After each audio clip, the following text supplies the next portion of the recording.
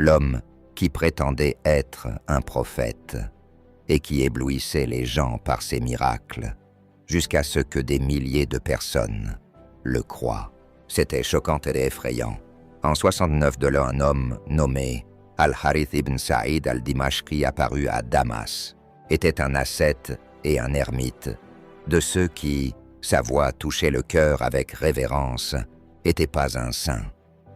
C'était plutôt un charlatan et un menteur qui se faisait passer pour un prophète et feignait des miracles, à ce que les gens se rassemblent autour de lui et que certains le croient. Il frappait une bille dans la mosquée. Il les nourrissait de fruits d'air.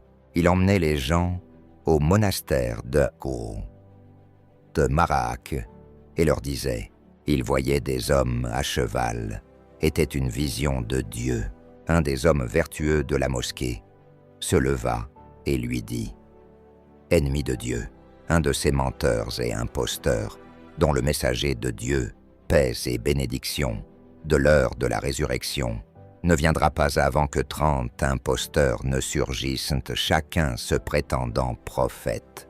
Al-Harith parvint au calife Omeyyad Abd al-Malik ibn Marwan. Al-Harith se cacha à Jérusalem, mais ils le sortirent de là, le lièrent et le conduisirent au calife. Lors de la confrontation finale, « Tuez-vous un homme par ce qu'il dit ?»